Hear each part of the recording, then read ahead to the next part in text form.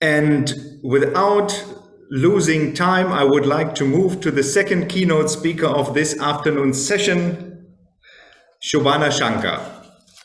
Dr. Shobana Shankar is Associate Professor in the Department of History at Stony Brook University in New York.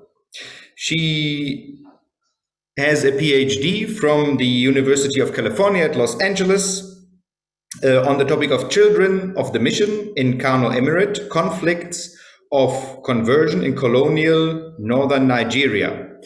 And she is a highly interdisciplinary scholar with research interests spanning across history, anthropology, religion, and public health.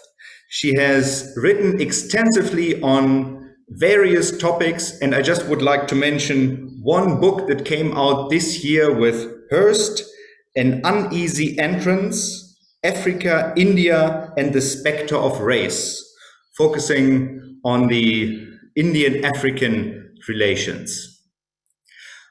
Professor Shankar, it's great to have you, and we look very much forward to your keynote, Renunciation, Practices for a Post-Prosperity and Pandemic Age. Thank you very much. Thank you to everyone. Thank you to the organizers. And Professor Chitando, I would give up my time, but I think you might not even take it at this point. So I hope we'll return to some of the discussions that we were having because they were very important and fascinating.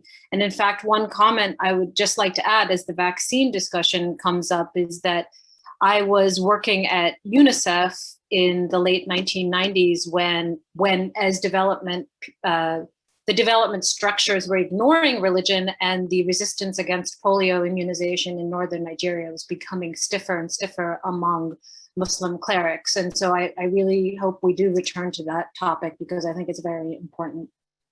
But this talk is going to focus and bring out some of Professor Chitando's remarks in terms of very specific everyday practices that Africans have adopted and adapted through faith-based actions and organizations. And my talk really does focus a lot on grassroots capabilities of ordinary people to create enormous changes and sustainable practices.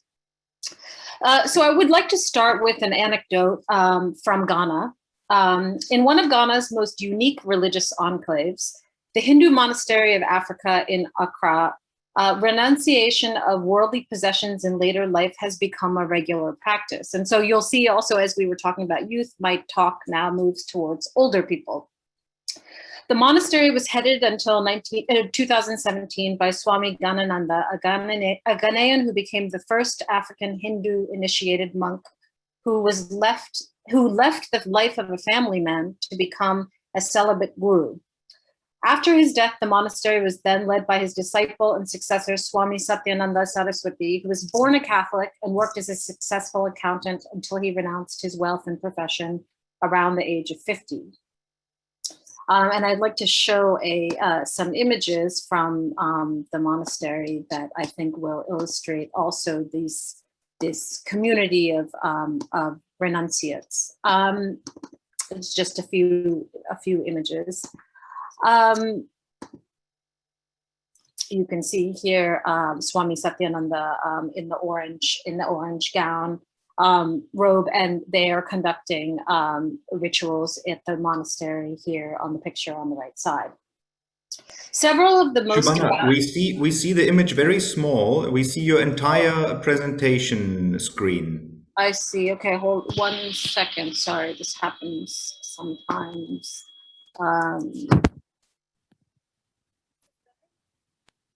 Yes. Okay, thank you. Several of the most devout disciples, Brahmacharya, who you can see the woman Adimata on the left side in the photo and on the right side, male renunciate.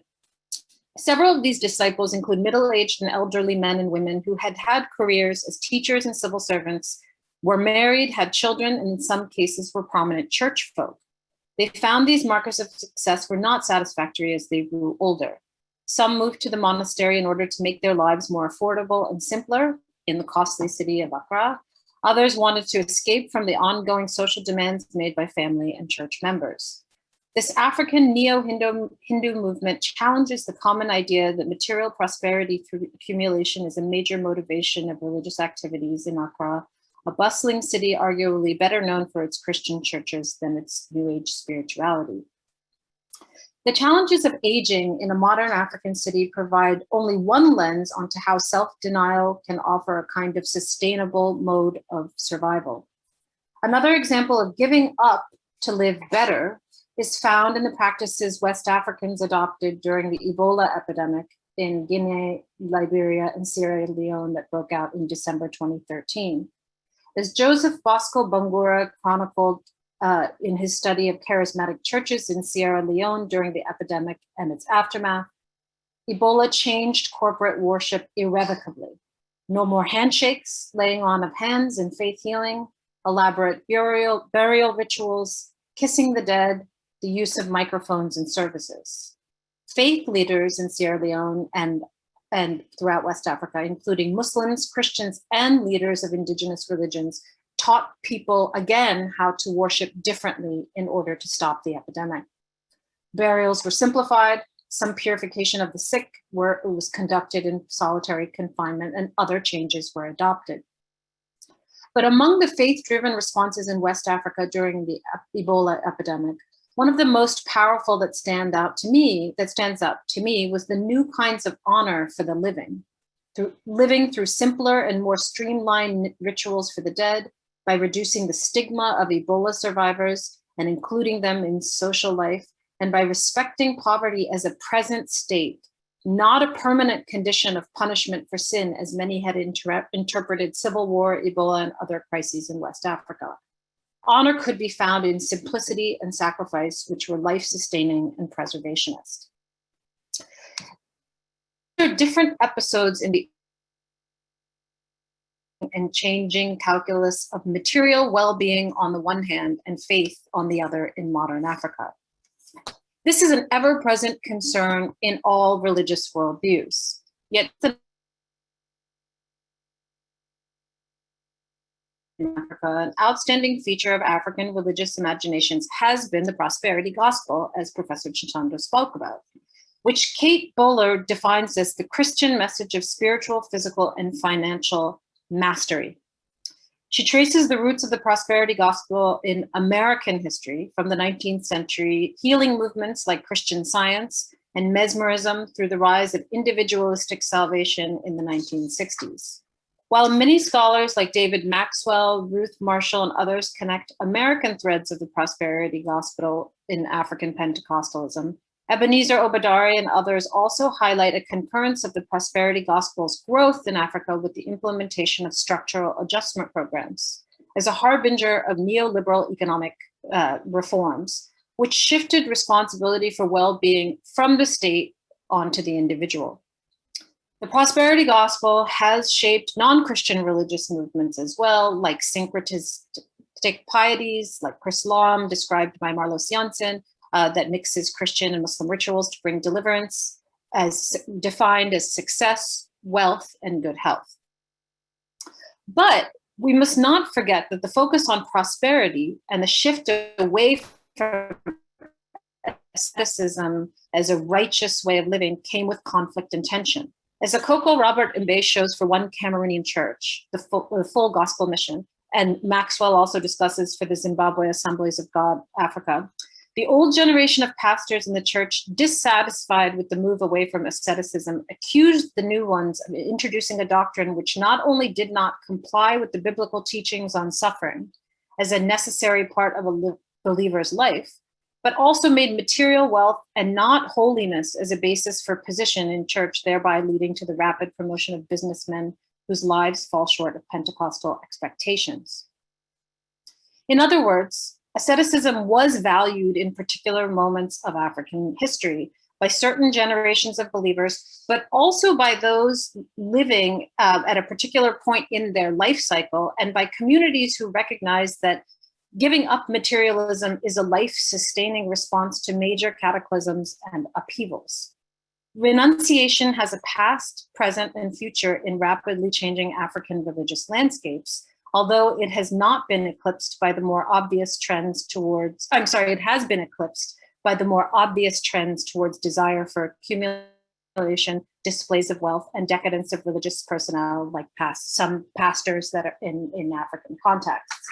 And here I just want to return to what Professor Chitando mentioned, that the West is also caught in this struggle of defining the relationship between material prosperity and spiritual health, and as we see in this COVID, in this pandemic age as well. My main argument, by contrast, is that self-denial, discipline, and material sacrifice arise in situations where Africans seek to bring needed attention and changes to the management of accumulated resources amongst the living, who must organize and collect themselves in the face of disease and death. The living show their ability to live well through, for example, rituals like funerals, as Van der Geest discusses about the elaborate and expensive burial customs of the Akan in Ghana, which is just one example. As Van der Geest observes, it is a sad irony that many deceased people are better taken care of, corpses are better taken care of in burial than living people are as elderly people. Both the examples of the Ghanaian Hindu elderly ascetics and the simplification of burials in Ebola-struck communities reveals the radical possibilities of reorienting practices to sustain the living before and in the midst of death. This transformation was achieved by communal honoring of individual renunciation, whether in people giving up their material possessions or families performing the simplest of burials, changing burial customs for their loved ones in order to preserve the well-being of the community. To put it simply, in these situations, giving up wealth in exchange for honor and respect is understood as an act for the common good. So in my presentation, I want to highlight that renunciation should also be understood within local and specific contexts. The prosperity gospel also is situational and contextual, as Bowler argues. Whereas in America, she finds that the Christian prosperity gospel arose from streaks of individualism and independency from institutions and theological orthodoxies. In African cases, the line between the individual and communal is shifting in different ways. A great deal of emphasis has been placed on the individualization or atomization of religious experience in contemporary Africa, especially in Pentecostalism and reformist Islam, for example. Yet the experiences of renunciates I explore suggest that their removal from social obligations has an effect on their social networks of reducing material burdens to the community. And this is precisely the intention of their ascetic lifestyle, to reduce their need for food, housing, and other costly living expenses, and participation in performance of costly rituals associated with gift giving and other material exchanges. Renunciation does not mean removal from social intercourse, but rather reordering the values of mediation through material and non-material exchanges. So non-material exchange meaning trust, reciprocity, respect, which are vital parts of most African social rituals. In the Hindu monastery of Africa, or the faith communities facing the Ebola epidemics, renunciation is both personal and social, and the two are not mutually exclusive. Renunciation differs markedly from the Pentecostal prosperity gospel as Ebenezer Obadiah describes it in Nigeria. And I would love to see Ebenezer and Professor Chitando and Kwabena debating this point. Ebenezer Obadiah argues that Pentecostal spirituality offers Africans no path out of economic crisis. One major reason is because he argues, it has no political economy. Prosperity comes as a surprise. And he demonstrates this point by using descriptions of testimonies of the rapid change in the life fortunes of attesters literally overnight, excuse me, as a staple of Nigerian Pentecostal discourse. So for example, he notes, the average individual testimony distills the Pentecostal mindset, particularly with its emphasis on the totally gratuitous character of prosperity. For instance, an unsolicited, unexpected, and this is a quote, sudden door of opportunities opened for my husband and I after the words of God from Pastor XYZ at the July 2015 Last Dance service. My husband has just been appointed to manage one of the leading electricity companies in the nation with a very good package, remuneration, and holidays abroad for myself. Praise the Lord. This is from Ebenezer's book, Pentecostal Republic. By contrast, if we accept Professor Obadari's contention, we can contrast the renunciation narratives, which detail crisis, solutions, resolution, and giving up. In speaking to elderly renunciates, I found their descriptions not avoiding accumulation, but that they said that they had accumulated a good life, the elements of a good life, a home, a car, children, clothing, shoes, and other possessions, but not wanting to take to these goods to cause a struggle between their adult children or their grandchildren. Elderly renunciates sold these items and spread the proceeds for grandchildren into church or temple coffers and into charity, thereby ending potentially inheritance struggles and end-of-life settlements before the life of the elderly was over. Thus, the life of renunciates, they themselves are unburdened, and they are also not a burden to their families, which is a quote you often hear. Vander Geest recounts poignant statements from elderly Akan people in his research on funerals. This is a quote: "There are some relatives, nephews and nieces, I have not seen for years. They don't pay any visits to me now, but the moment I die, you will hear them crying, 'Oh, my uncle is dead.' They will start to make all sorts of arrangements to come home for my funeral. It shows that they love my dead body, efunu, more than my living body. There are some instances when a group of people arrange to buy the same type of cloth to wear during someone's funeral. All this proves that people love efunu more than the living person. That is why we give that proverb. When a person is alive, people don't mind him. The person may go hungry, but as soon as he dies, people start making elaborate arrangements for the funeral." I would argue that renunciates challenge this economy of inverted values by their action of giving everything before they die and to spend their last years, in this case, elderly renunciates, without imagining what will come after their passing. Asceticism also unfolds a logic of accumulation and redistribution. In other words, ascetics don't necessarily denounce accumulation. While accumulation may and can be the goal in certain periods of life and at certain times, some religious actors and institutions prescribe an ascetic orientation as the end or the goal of accumulation. In his study of the Full Gospel Mission Cameroon, Mbe's study, this Cameroonian mission, the oldest Pentecostal church in Cameroon after the Apostolic Church and the biggest in terms of adherents and establishments, Mbe traces how the aggressive embrace of poverty in the church's founding in 1961 was gradually transformed into a church based on accumulation that merged the interests of the individual and the church.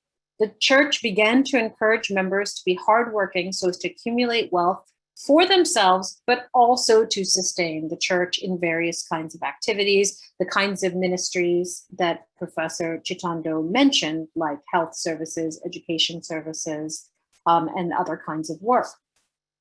The church began to encourage members to be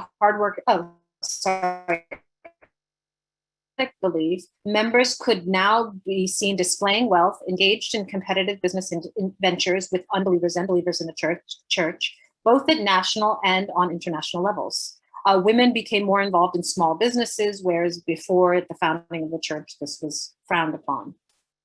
The decision to move the church in a new direction and to encourage believers not to retreat from the world allowed members to embrace opportunities of the material world, which they needed during episodes of economic precarity in Cameroon that increased after the 2000s. But with a code of conduct which guarded from lavish spending that would land them eventually back in poverty and destitution. In other words, the gospel was provided a pattern for coming to terms with and benefiting from modernity's dominant values and institutions. Thus, renunciation could be practiced over the life course by saving and spending responsibly to be able to give throughout one's work life. So in other words, asceticism lives in a balance with accumulation, which I believe we could find many examples of around the African continent in local and situational contexts. The Cameroonian mission's balance of asceticism and accumulation shows how ethical codes can shift in religious practice and teaching to calibrate individual desire and communal responsibility in ways that are sustainable.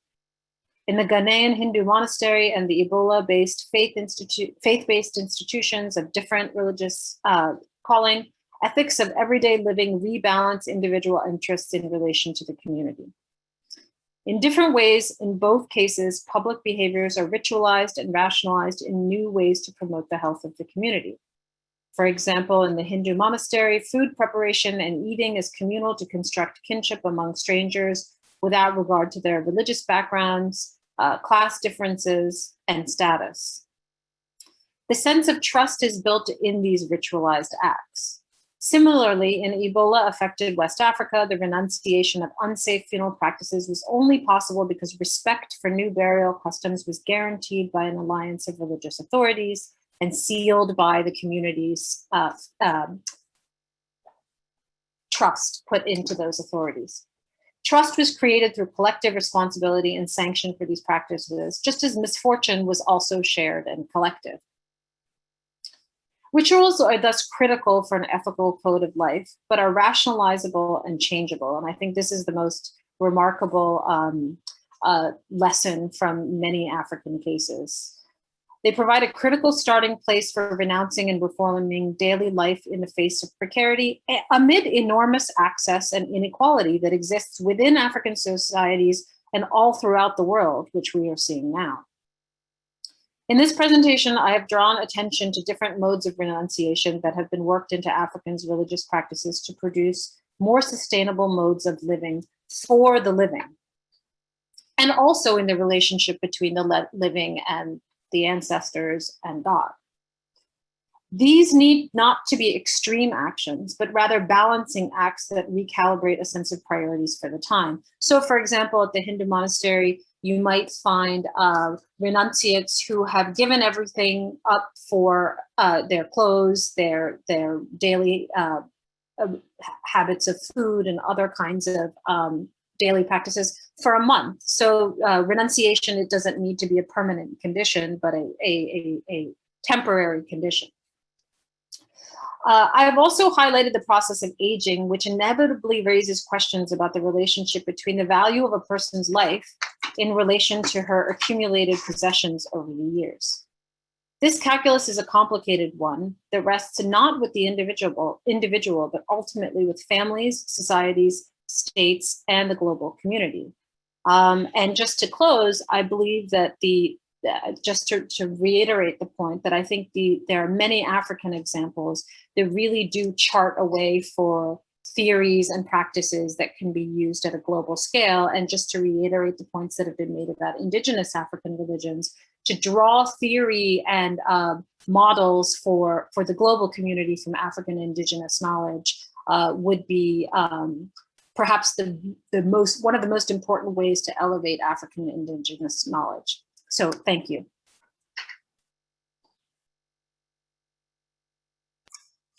Thank you very much, Shobana, for this fantastic and highly interesting presentation. Thank you very much. This was so exciting and wonderful. And I really look forward to engaging in the discussion now. And I would like to open the floor before I come in with my own questions. Who would like to engage? I see there's Kwabena. We can also take 3 questions at a time. At this stage, I only see a hand raised by Kwabena, so we'll have you now, Kwabena. Well, thank you very much, Shobana. I think that was a very thought-provoking presentation. I missed a bit of the intersection that you tried to make between renunciation in Hinduism and Pentecostalism. But during the period of strict lockdowns, I was amazed by the shift that contemporary Pentecostals, especially preaching Pentecostals, made from what I refer to, I would say, is an existential message of prosperity to a more eschatological message. The shift was not lost on me. Suddenly, preachers who talked about material wealth started talking more about sin, repentance, heaven, hell, and so on and so forth. And I don't know whether you are aware, but I tried to capture a bit of it in a small book called Christianity and Faith in the Pandemic Era. You'll find it on Amazon. And I'm not sure whether you made that observation yourself. I mean, I worked more with the sermons. And as I'm saying, there was a clear shift. You know, if you talk about classical Pentecostalism, that's where you find emphasis on holiness and asceticism and so on, which is not a strong point of contemporary Pentecostals. But in the pandemic period, I found this gradual shift into preaching of messages that I have not heard among prosperity preachers for a long time. And that is what the book is about. So I don't know whether you have any comment on that. If you have no comment, that's fine. But I thought maybe you also may have observed what I had seen listening to these preachers. Thank you, Corbina. And I see Marie-Louise also is raising her hand. Marie-Louise. Yes, thank you very much for this very interesting lecture. I would like to follow Corbina a little bit because I think what you now told us resonated a lot with what I heard earlier in a parallel session by Maria Fram Arp, who observed that in one of the Pentecostal churches, in a very specific one, where they also preach a prosperity gospel, now this year of extreme unemployment has been reframed as a year of rest, so to say, a year of jubilee. And I was just wondering, and that I think it goes in a similar direction, like what Corbina now raised. And I was just wondering if you also came across like these theological reframings of unemployment that raised, or other psychological problems that raised now due to the corona pandemic. And I have another question, because I think it is very interesting what you said about the importance of funerals, and now how some people start to challenge this importance and say maybe we should put a bigger importance on people while they are alive, you know. And I was just wondering if you know anything about the reactions that people get when they say, oh, but I don't care about having a big funeral, because from what I read, and I'm sure there are more people who have much more knowledge on that in the room than I do, but from I read, having an expensive funeral is also an important way to honor the person who just died. And so I can imagine that even though somebody might say, oh, but I give all my belongings away so that there will be no fight when I die, and I don't care for the funeral. But is that so easy if it is such a strong part of culture to say, but this is a way we have to celebrate, in a way, this funeral? Yeah, thank you very much. Those were 3 questions. I think we'll have them now. I also have one on my own, but I'll leave that for the next round. Shobana, the screen is yours. Okay, thank you. You know, I think actually, Kwabena, in your comment, I think is the tie between some of these grassroots Pentecostal, even with the big institutional structure, perhaps the adaptability of the message for listeners in the commonality with the something like a movement like the Hindu monastery, which is precisely that the theology is so personalized, right? And that the immediacy of the circumstances can allow for capacious interpretations. And so I think we would disagree with Ebenezer on this, right? In that there is no political economy in Pentecostal prosperity gospel, as he argues. But I think actually you can see it forming in situ, for example, during this pandemic, right? Or in this major cataclysm for employment and livelihoods that it created. And so I think this the scaffolding of material rationalities in these newer religious movements, I think, can be very strong, much stronger than people give them credit for, especially because I do feel that the literature on prosperity gospel is overdetermined. I think it's sort of, it fixes what the idea of prosperity is to certain instances. And I think that's a locally changing, the definition of prosperity is locally determined. So, for example, so this actually gets to Marie-Louise's points and also Kwabina's. A lot of the research that I've been doing during COVID is actually on women as household heads of some kind and managing their domestic economy during this time, because of course food costs and all of these very immediate household needs really took over, especially in this year of rest or jubilee, if that's what, if that's how they interpreted it. And I think that what these interviews that we did with women in Ghana and Nigeria showed is that the themes of sustenance, food, more than of provision of food for the children became much more important than medicine, right? That was the primary, food became the primary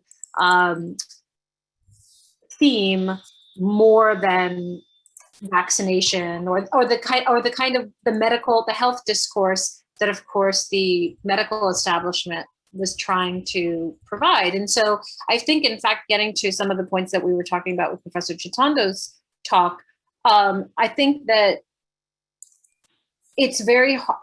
One of the problems with talking about high level modern biomedicine like vaccines is the crash that it comes into with a very, very dominant need that people are facing, which is food, which is a form of health and medicine that seems so much more important than a vaccine to many people around the world.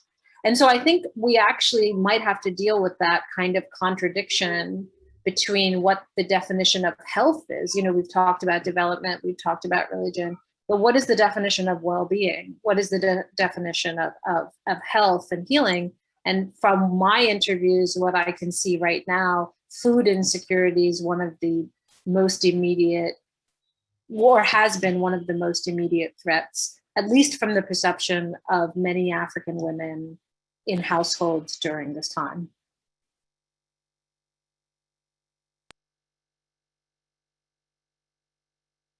I don't know if that addressed all the.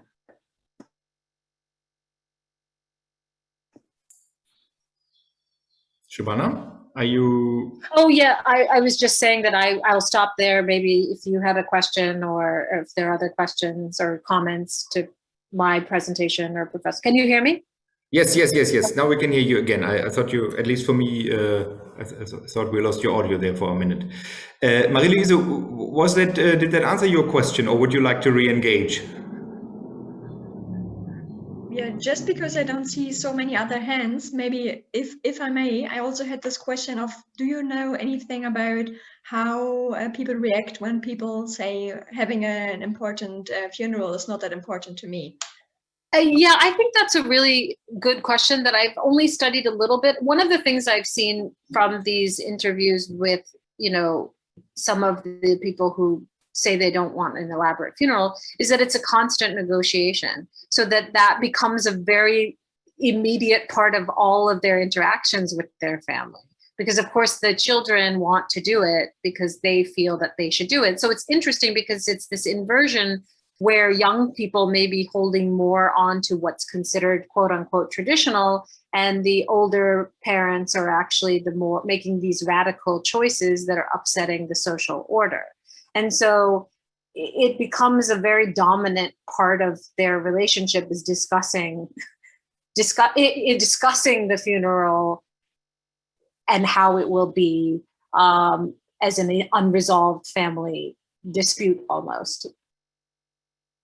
There may be other people who are here who may have other experiences, but that's one of the anecdotal pieces that I found.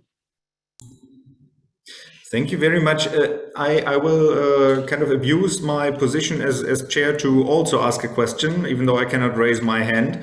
I'm wondering how does this concept of renunciation, how does it relate to, I mean, for me, it struck me that it's, you know, when you think about degrowth and all these kind of discussions about ecological sustainability, degrowth and simple life and so forth. So did that play a role in your research? So did you come across this connection that ecological sustainability, you know, is part of renunciation, caring for the earth and so forth?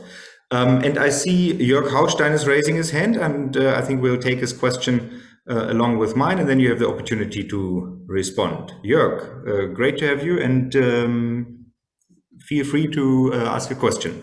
Right. Thanks so much. Thanks, Shobana. That was fascinating. And I just, for one thing, I just want to reiterate what you said about, you know, the overdetermined literature on prosperity gospel, because of course, there's so many different things. I mean, Karen Lauterbach has written on this recently about sort of re-engaging around fakery and wealth. I have a PhD student who's researching the RCCG's engagement development, which is yet another completely different engagement that builds sort of corporate structures around it. In my own background in Ethiopia, there's all this sort of lazy analysis of Abiy Ahmed being prosperity gospel, but there's lots more going on. So I'm very much with you that we need a much more fine-grained analysis, and that all of this sort of generalizing doesn't help. My question is a little bit, what then happens to the engagement of development actors with this? Because from my observation, it's the simple answers that catch the fish, as it were. People want to know how do I approach Pentecostals? But of course, there's a lot going on. So have you seen in your observations anywhere where there's good interfaces between the kind of more nuanced, on the ground, closed-circuited research and learning on the side of development corporations where that really works? Because I haven't seen it yet in the area, and I'd be really interested to hear more on that. Thank you. Shobana. Thank you for so very interesting, important questions. To Philip, to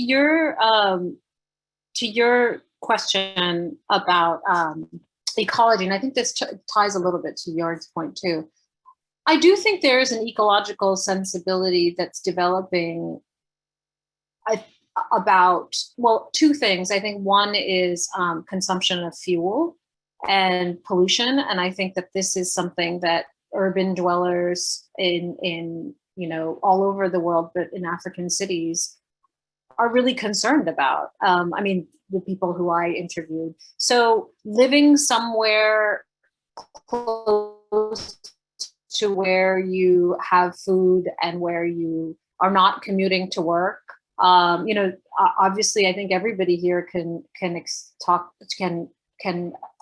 commiserate with the experience of very long commutes, and actually the pandemic really changed that, the need for commuting. And I think the consumption of fuel, it's costly from the personal finance, you know, perspective, and communal living really reduces some of those costs. So shopping for, you know, say a kind of monastery of people as opposed to, you know, individual households. So I've heard some of those arguments that really do touch on a sort of ecological awareness and consciousness, which is once I renounce, maybe it wasn't planned that way, but renunciation allows me to see how all of these changes might have a bigger effect than I had even anticipated.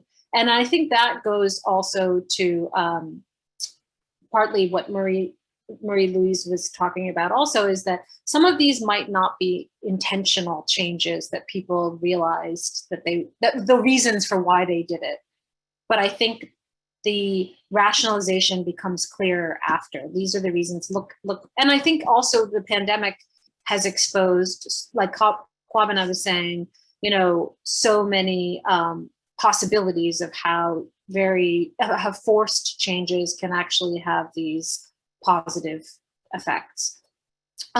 To Jorg's point, how do development workers, or how does the development world, which is far removed from some of these ground level practices, or they try to appropriate some of these ground level practices? I mean, that's been my experience, which was, let's bring on religious leaders in Africa because we have a problem, so they can solve our problem for us, because people trust them and they don't trust us. I think Deirdre had made this point too, that development with a capital D was suspect. I think I've seen some successful models in water projects, small scale gardening, which a lot of African women have long done in their urban domestic sphere, as well as agricultural, if people have farms outside of the city. But I think water conservation is probably one of the areas where practices, indigenous local practices of rationing water, and is what development workers have to follow those models.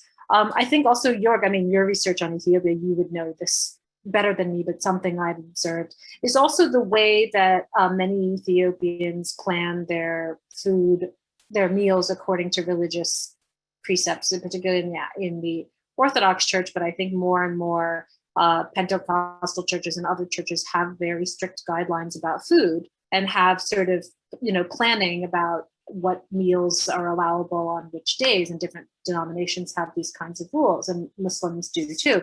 I think these are ways in which, these are areas in which development coming from the West, are seeing that there are indigenous rationalities about precious resources that, some people have tried to maintain, or some institutions maintain them through religious logic or precepts. And the question is for them to be, development workers will want to make them secular, to make them palatable. And I think that is the contradiction in development, is that in the West, they will say for Africans or for Asians or Latin Americans, you can combine religion and development. You can't do that in the West. There's a strict separation between the secular and the non-secular. And I think that's going to be an increasing problem, or it has been, if the West is ever going to learn from the non-West. And I'll just give a quick example, because I see that Deirdre has her hand up, but when the the COVID outbreak in New York was so bad, and the Christian organization had established a hospital, a field hospital, on the model that they had established in Liberia during Ebola, people in New York were extremely resistant to it. They didn't want Christian charity because of the political positions of the organization. But of course, it would be fine for the West to send that to African countries. And the irony was so clear and obvious. So how do we reconcile in these big development actors this what I think continues to exist is their either disdain for religious actors, or their exploitation, or their willingness to exploit religious actors and rationalities to get people to do what they want, and then turn around and suggest that they're backward for following those rationalities. So I think, that's sort of this ambivalence, I think, that Professor Chitando talked about, addresses. Thank you, Shobana. And then we have Deirdre wanting to come in. Deirdre, please.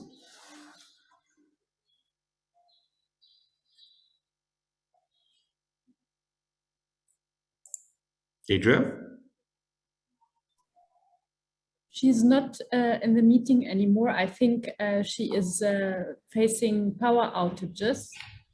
Ah, okay. I don't think there's anything we can do. She joined now. She joined now. Just give her a second and she will hear you. Okay, we'll give her a second. I'm so sorry. I'm back. Sorry. Wonderful. Sorry. Okay. Welcome back. Thank you. Thank you for the opportunity. I just wanted to ask a little bit on the prosperity gospel issue or perspective. To me, prosperity gospel, to use it, and I want to draw on the linguistic part of it or the interpretation part of it, because prosperity gospel to me put together like that is a bit of an oxymoron. And the reason why I feel, in my view, it's an oxymoron is because when we put it like that, it means that the gospel is supposed, the question we would then ask, is the gospel supposed to impoverish people if it's not supposed to prosper? So again, the connotation of prosperity gospel and whether we are too general with the word prosperity gospel, and is it not then that we need to contextualize prosperity gospel in terms of distinguishing these mega churches, that's very much focused on wealth, but at the same time we use prosperity gospel within a small church that's really impoverished, and we are, using the word in such a way that it's have a bad connotation to it. So my question is gospel supposed to impoverish people, or is it supposed to advance people or flourish with the environment, with the ecology, including with the moral agency? But how we use the word prosperity gospel is a bit problematic. What's your view on that? I mean, I think you make a great point. I mean, what is, if the gospel is not to give succor, strength, which is a form of prosperity, right? It is to prosper, to live and flourish. Then is it supposed? What is the opposition to that, right? That it's supposed to be or is the gospel, is the evidence of your living a gospel-filled life that you are poor but happy because you have the gospel? And I think that this is why I do feel that the fixation on churches that emphasize material illustrations of God's fortune, right? So if people focus on pastors who have very elaborate displays of wealth, or the way they preach is, the way you will know you've been taught, God has touched your life, is by these material, outcomes. I mean, if you look at the older work, like John Peel's work, I mean, religion has always been, all kinds of religions have been oriented towards wanting those gifts in our daily life, God's gifts in our daily life. And I think, this is true for Christianity, this is true for Hinduism, this is true for Islam. I think, there are aspects that there are Buddhist strands that, or Jain strands that deal with both of the balance between those things, which is why I really emphasize that I think there is the sustainable prosperity gospel, if we have to put that together, is the continual balancing act that we make in our lives between accumulation and renunciation. We give up things usually every day, just like we are accumulating things every day. And there are things that we need and want every day. And so I think that this is human nature. And I think gospels are words that we live by to understand our human nature in relation to the divine. And so I agree with you. I think there's a contradiction, but I think the contradiction comes also in the presumed lack of a prosperity gospel, right? That there's some sort of religion that's pure that doesn't have that. And I think that's what a lot of observers have sort of assumed, is that this is this new aspect to African Pentecostalism that is the uber expression of this American origin concept, which I'm not even sure, I'm sure we could find prosperity gospels evolving in other histories. I think, I don't know if that answers the question, or rather, I mean, my orientation towards it is this relationship between the material and the non-material, or the worldly and the divine or supernatural, is what we're continually negotiating that balance. And so I think some people in the world are very much closer to seeing that that's the balance that they have to negotiate, where other people, it's maybe less clear that their daily life will be radically transformed by a change of material fortunes. Meaning people with a lot don't often realize that that could diminish in a very immediate way, very quickly. Thank you, Shobana. Don't worry about asking questions instead of answering them. Our colleague Wilhelm Greb said the other day, the task of scholars is not to answer questions, it's to raise questions. So there's one, speaking of raising questions, we'll take the last question for this session by Caroline Hildenbrand. And then you have the last word, Shobana. Thank you, Shobana. So we should be encouraged to ask and raise more questions, no? Thank you a lot for your thoughts and also experiences and how you see the developments. And since we were also discussing about maybe changes of prosperity theologies or gospels in this pandemic age, or what we have seen, what do you think? How sustainable are these developments or changes? Like we are also discussing here in the context during the developments now that we are getting back to usual in normal life a bit. Will we forget very soon, and maybe will these changes not be sustainable or in the long term will hold? Or what do you think, like in the future, what has the pandemic changed, or maybe what is it that will still not be after the pandemic or post-pandemic age?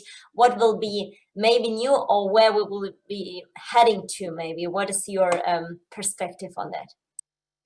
Oh, well, I wish I had. I wish I knew, but I will say I think there are several things. I think one, you can already see that there are these, as you said, this idea that some people are moving to normalcy, who I think will try to. Some people among that group will try to forget what's happened for the last year and a half. But I think, you know, one of the enduring themes that I've seen in teaching about the history of disease and medicine is that these kinds of pandemics and epidemics invariably are connected to religious worldviews and changes. And that's been throughout time. And as Professor Chitando said, you know, we know that the secularization thesis has failed, but that it was never, I think it was never really relevant. And I think that is the other related point, which is that, you know, science will never be complete, and it will never answer all the questions on the theme of questions that humans have. And so, you know, defeating vaccine skepticism, for example, just one example, is really, really fundamentally about trust, which trust is really, really fundamentally non-material. You cannot buy trust, I think. It's a very precious commodity that almost has to be protected and nurtured and sort of worked on. I mean, it is crucial to sustainable communities, is trust, because I don't think people can operate as a community without trust. And I think trust is inherently the realm of ethics and beliefs, not in the realm of a material economy. So, and then I think the other question, and Professor Chitando raised this about in relation to mental health, but the question of suffering and how we honor suffering and give respectability to people who have suffered. I guess I'll end on this note, because I think it's very, I think a lot of people don't want to admit that they've suffered during this time. And I think that we have to sort of see our suffering as collective, not individualized. And if we don't all recognize that the world has suffered and people have suffered, and people have lost their lives, and living people have suffered, as well, I don't think we can really fully take some of the lessons from the pandemic forward, in a sustainable way. Like, equality, equal access to vaccines, or education for young people being very critical, and that young people have lost, momentum. So these kinds of lessons, I think we need to really acknowledge that, suffering has been experienced in very different ways among different people. I don't know if anybody would add anything. Thank you very much. I think these are excellent closing words. And I would like to take the opportunity to once more sincerely thank you, Professor Shankar, for this exciting talk. And once again, also Professor Chitando for your lecture earlier. It was really a wonderful and great start to the keynotes, into the keynotes of this conference. And I think we have touched on several issues that we will be able to revisit throughout the conference in the parallel sessions, and also in the panel discussions that we'll have tomorrow and then on Friday. So thank you very much for your exciting contributions and for being with us today. Apologies for running slightly over time. We now have a 27-minute break, and we'll go over to the lecture series on African independent and Pentecostal approaches to theology and development at 5 o'clock Central European time and also South African time. And everybody out of these time zones will have to make the calculations themselves. We look forward to seeing you there again. And now we have a short coffee break. If we had the opportunity of being in Berlin, we would of course offer you coffee and cake, but unfortunately we will have to leave this to everybody to get these refreshments on their own, and with the perspective of next time when we all get together in one physical space, we'll be able to enjoy coffee, tea and biscuits together. Thank you once again, Shobana. Thank you, Ezra. Really great having you.